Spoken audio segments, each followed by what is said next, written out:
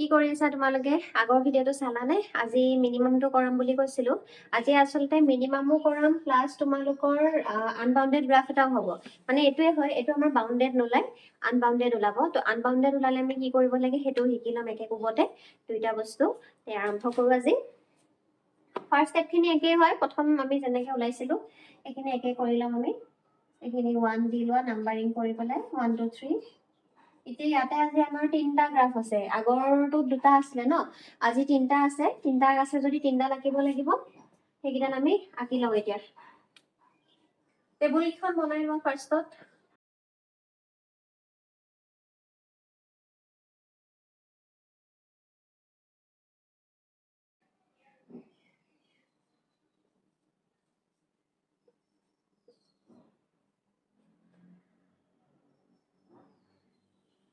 এতিয়া ইয়াত চোৱা, ইয়াতে যদি মই x টো 0 দি দিওঁ, x 0 দি দিলে y কিমান হ'ব? মাইনাছ মাইনাছ কেঞ্চেল গুচি যাব, y কিমান হৈ যাব? 5 হ'ব ন। x যদি 0 দি y 5 হ'ব। এতিয়া চোৱা, আৰু এটা কথা মই ক'বলৈ পাহৰি গৈছোঁ। এইকেইটা মানে হৈছে যে x greater than 0 আৰু y greater than 0 মিনছ তুমি x আৰু y যে ভেলু ল'বা সেইটো তোমাৰ 0তকৈ ডাঙৰ ভেলু ল'ব লাগিব। ঠিক আছে, সৰু মানে নিগেটিভ ভেলুবোৰ আমি ল'ব নোৱাৰোঁ। 0 ল'ব পাৰা, ইকুৱেল দিয়া আছে যিহেতু। আৰু এইকেইটা যে দিছে সেইকাৰণে আমাক কয় ইনইকুৱেলিটিজ বুলি। ডেট মিনছ গ্ৰেটাৰ দেন ক'ৰবাত আছে, ক'ৰবাত লেছ দেন আছে, সেইকাৰণে এইবিলাকক ইনইকুৱেলিটিজ কৈছে। কিন্তু যেতিয়া আমি টেবুল কেইখনো ওলাওঁ তেতিয়া আমি ইকুৱেল বুলি ধৰি লওঁ সিহঁতক। তেতিয়া তাৰ পৰা আমি ভেলুকেইটা ওলাওঁ। হ'ল, এতিয়া এইকেইটা হৈ গ'ল। তাৰপিছত আৰু এতিয়া চোৱা, এনেকুৱা ভেলু দিম আমি। এতিয়া ছাপ'জ x যদি 2 দি দিওঁ বা y 0 যদি দিওঁ, y 0 দিলে নহ'ব, x টো ফ্ৰেকশ্যনত আহিব, গতিকে y টো মই 0 দিব নোৱাৰিম। xৰ ভেলু যদি মই 2 দিওঁ, y কিমান হ'ব? এনেকুৱা হ'ব ন, 2 into 2 minus y minus 5 হ'লে, তাৰমানে এইফালে 2 2 গুণ 4 minus 5, so 4 minus 5 টো এইফালে লৈ কি হৈ যাব? প্লাছ 5, আৰু y টো সেইফালে লৈ গ'লে কি হৈ যাব? প্লাছ 5, তাৰমানে y টো কিমান হৈ যাব? 9 হৈ যাব, x যদি মই 2 দিওঁ। হ'ল, তাৰপিছত এইটো হৈ গ'ল। এতিয়া নেক্সট 2 নম্বৰটোৰ কাৰণে চাম। 2 নম্বৰটোত চোৱা, y যদি 0 দিওঁ, x কিমান হ'ব? তাৰমানে এনেকুৱা হ'ব, 3x plus 0 is equal to 3. তাৰমানে 0 টো গৈ আছে, x ইকুৱেল কি হ'ব? 3/3 1. তাৰমানে y যদি মই 0 দিওঁ, x আমাৰ কিমান হৈ যাব? 1 হৈ যাব। হ'ল, তাৰপিছত আৰু x যদি 0 দিওঁ, এইখিনি 0 হৈ গ'ল, y ইকুৱেল কিমান হৈ যাব? 3. এইখিনি হ'ল। তাৰপিছত নেক্সট এইটোৰ কাৰণে চাম। 2x minus 3y is equal to 12. চোৱা, x ত যদি 0 বহাওঁ, y কিমান হৈ যাব? x suppose মই 0 বহালোঁ, y হৈ যাব আমাৰ 12/-3, তাৰমানে -4 হৈ যাব। দেন y যদি 0 বহাওঁ, তেতিয়া x হৈ যাব 6। তোমালোকে যদি এনেকৈ মুখত কৰিব নোৱাৰা, চাইডত কৰি চাবা। ঠিক আছে, মানে কি হয়, 0টো বহাই ল'লে আমাৰ সুবিধা হয়। সেইকাৰণে মই চোৱা প্ৰত্যেকটো ভেলুতে প্ৰথম 0টো বহাই চাইছোঁ। যদি কেতিয়াবা নোলায় ইনকেছ, তেতিয়া বেলেগ কথা। আৰু ফ্ৰেকশ্যনত ভেলু নল'বা। ফ্ৰেকশ্যন বা ডেচিমেলত ভেলু ল'লে কি হয়, পুট কৰিবৰ কাৰণে অলপমান আমাৰ দিগদাৰ হৈ যায়। ঠিক আছে, এতিয়া আমি এই বস্তুখিনি গ্ৰাফত পুট কৰিম।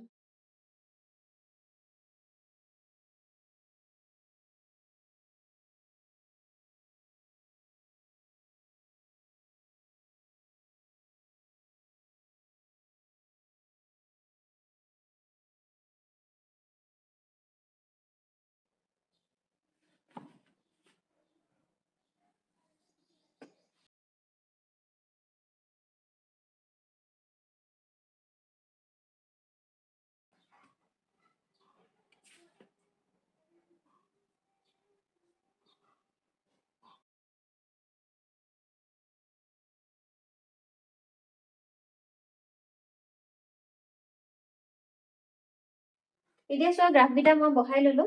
পইণ্টকেইটা যিকেইটা আছিলে সেইকেইটা আমি বহাই ল'লোঁ। এডাল এইটো ইকুৱেশ্যন, ফাৰ্ষ্ট ইকুৱেশ্যন আছিলে, ছেকেণ্ড ইকুৱেশ্যনো আছিলে, এইটো ফাৰ্ষ্ট ইকুৱেশ্যন আৰু এইটো থাৰ্ড ইকুৱেশ্যন। এতিয়া ইয়াৰ আমি ফিজিবল ৰিজনটো ওলাব লাগিব। ঠিক আছে, এতিয়া প্ৰথম ফাৰ্ষ্ট ইকুৱেশ্যনটোৰ কাৰণে কি আছিলে? Greater than. গ্ৰেটাৰ দেন বুলি ক'লে মই সদায় কি কৈছিলোঁ? মোৰ নিজৰ ৰাইট হেণ্ড চাইডটো, বা কি হয়, ক্লকৱাইজ ডাইৰেকশ্যনত।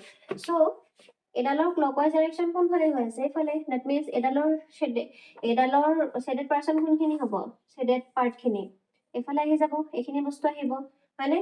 তাৰপিছত ভাবি থোৱা এইটো মনতে, বা তোমালোকে যদি নোৱাৰা পেঞ্চিল দি এনে লাইটকৈ কৰি থবা, পিছত যাতে মুচি দিব পাৰা। হ'ল, তাৰপিছত নেক্সট ছেকেণ্ডটোৰ কাৰণে হৈছে গ্ৰেটাৰ দেন। ছেকেণ্ডটো ক'ত?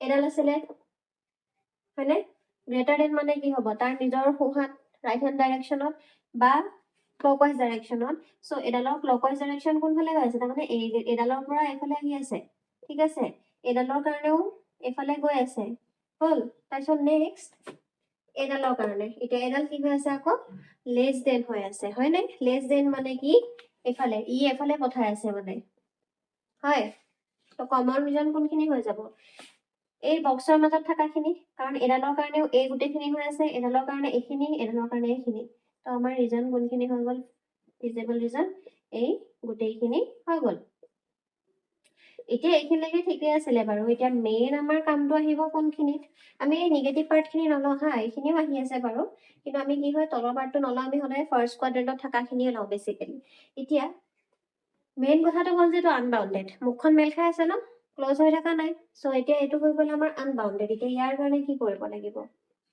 এতিয়া ইয়াত চোৱা কৰ্ণাৰ পইণ্ট ইয়াত কোনকেইটা আহিব য'ত য'ত লাগি আছে সেইকেইটা আমাৰ কৰ্ণাৰ পইণ্ট হ'ব ঠিক আছে এইটো এটা এইটো এটা এইটো এটা এইটো এটা মানে এক্সিছত য'ত সিহঁতি ইণ্টাৰচেক্ট কৰি গৈছে লাইনকেইটালে সেইকেইটা তো এইটো হৈ যাব আমাৰ 1 2 3 এইটো হ'ব আমাৰ 0 3 এইটো হৈ যাব 0 5 এইটো হৈ যাব আমাৰ 1 0 এইটো হ'ব 1 2 3 4 5 6 0 হ'ল চ' এইখিনি লিখি লোৱা চেম বস্তুখিনি ইয়াৰ নাম দি দিয়া তাক A B C D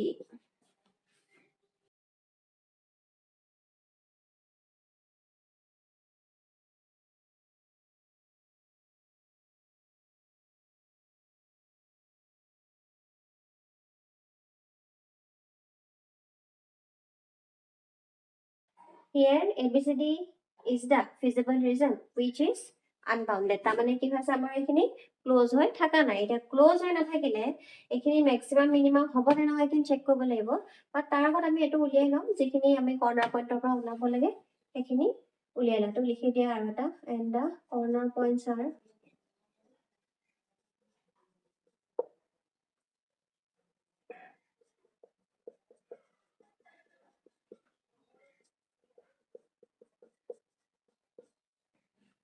এতিয়া তোমালোকে কৰ্ণাৰ পইণ্টৰ ভেলুকেইটা বহাই পেলাই জেডৰ ভেলুটো উলিয়াই লোৱা কৰ্ণাৰ পইণ্টত যিকেইটা আছিলে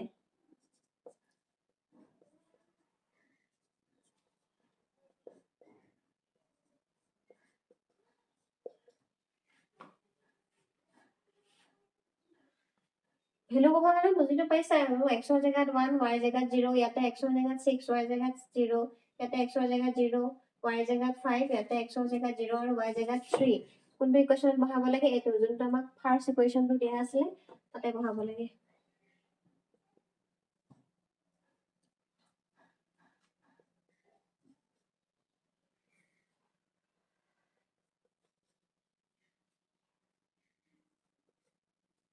এতিয়া তোমালোকে ইয়াতে কোৱাচোন মোক মিনিমাম ভেলু কোনটো হয় মিনিমাম মানে কি চবতছে কম ভেলু কোনটো হয় তোমালোকে এতিয়া ক'বা যে -50 হয় জানো -50 নহয় কিয় নহয় লাইনডালৰ পৰা আমি এইফালে যিমানখিনি আহি থাকো সিমানে কি হৈ যায় ভেলুবোৰ কমি যায় তো এইটো আমাৰ কি হৈ যাব মিনিমাম ভেলু হ'ল এতিয়া আমি আমাৰ যদি ৰিজনটো ক্লোজ হ'ল হয় বাউণ্ডেড যদি হ'ল হয় এইখিনিতে খতম হৈ গ'ল হয় এনচাৰটো বা ৰিজনটো যিহেতু বাউণ্ডেড নহয় গতিকে আমি এইটো চেক কৰিব লাগিব যে এইটো মিনিমাম ভেলু আমাৰ লাইনডালৰ কাৰণে হয় নে নহয় তাৰ কাৰণে কি কৰিব লাগিব এতিয়া ইয়াত আমি আৰু এডাল গ্ৰাফ ড্ৰ কৰিম যোনডালে আমাক ক'ব যে এইটো মিনিমাম ভেলু হয় নে নহয়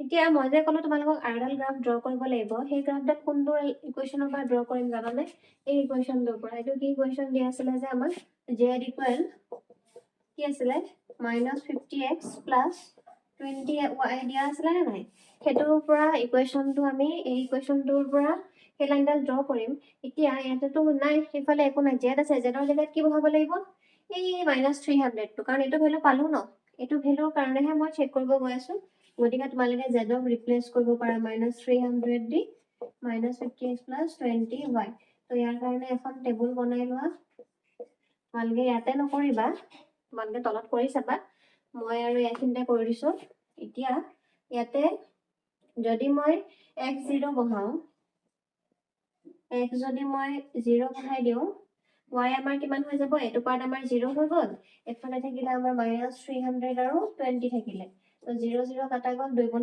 30 তাহলে -15 হৈ যাব হয়নে তাৰপিছত আৰু y যদি 0 লওঁ y যদি 0 লওঁ তেতিয়া কিমান হ'ব এখিনি পাৰ্ট 0 হৈ গ'ল এফালে থাকিলে -300 বাই -50 0 0 গ'ল 5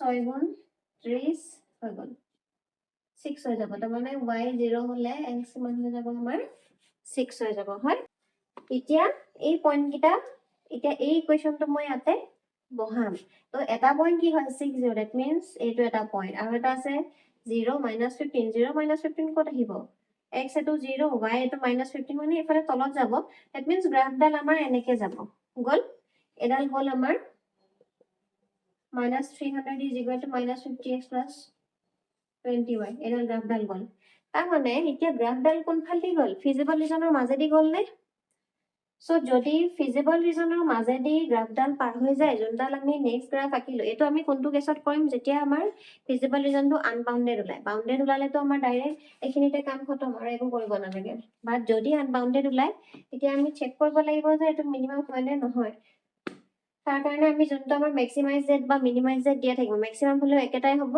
তো যেতিয়া জেডটো দিয়া থাকিব হেতুৰ কাৰণে আমি এখন তেনেকে টেবুলখন বনাই লম বনাই আমি ভ্যালুটো ওলাম উলিওৱাৰ পিছত সেই লাইনডাল বাউন্ডেড নে কি মানে আমাৰ যোনটো ফিজিবল ৰিজন আছিলে তাৰ মাজেদি গৈছে নে নাই চেক কৰিম যদি ই পাৰ হৈ গৈছে তেতিয়াহলে it has no maximum value no minimum value আৰু যদি ই পাৰ হৈ যোৱা নাই তেতিয়াহলে যোনটো আমাৰ এই ভ্যালুটো ওলাইছিলে সেই ভ্যালুটোৱে হ'ব বাট ইয়াতে কি হৈ আছে ভ্যালুটো লাইনডাল পাৰ হৈ গৈ আছে গতিকে এটো আমাৰ মিনিমাম ভ্যালু নহয় বুজি পাইছা নে মানে যোনটো আমাৰ ফিজিবল ৰিজন আছে ফিজিবল ৰিজনটোৰ লগত যদি নেক্সট যোনডাল লাইন আঁকিছো সেই লাইনডালৰ যদি কোনো কমন পইণ্ট থাকে আছে দেখা দেখি এটো কমন পইণ্ট ওলাই আছে তো তেতিয়া আমাৰ ম্যাক্সিমাম মিনিমাম ভ্যালু একো নাথাকে যেহেতু ই মাজদি গৈ আছে যদি এনেকে বাহিৰদি গল এটা লাইন যদি ক'বাত এনেকে এফালদি বাহিৰদি গল হয় তেতিয়া এটোৱে হৈ গল আমাৰ মিনিমাম ভ্যালু বুজিছা তো হেতু লাইনত এতিয়া লিখি দিলে কাম হৈ গল এটো তো এটা লাইন লিখি লোৱা চেঞ্জ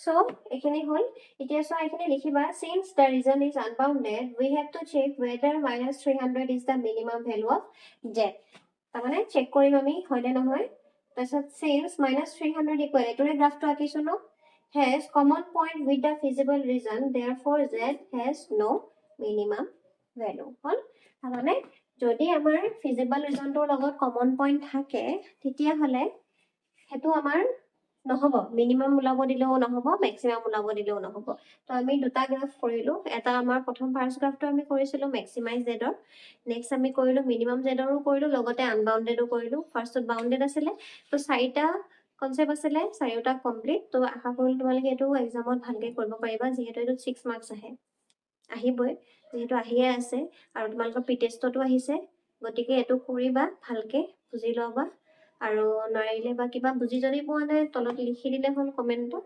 বাকি আশা কৰিছো এটো কৰিবা বুলি আৰু কেটামান আছে তোমালোকৰ এপ্লিকেশন অফ ডেৰিভেটিভস ইন্টিগ্ৰেশন তাৰ পৰা ইম্পৰ্টেন্ট যোনটা প্ৰিটেষ্টতো আহিছে মই নেক্সট ভিডিঅ তোমালোকক কৰি দিম আজিলৈ এৰিছো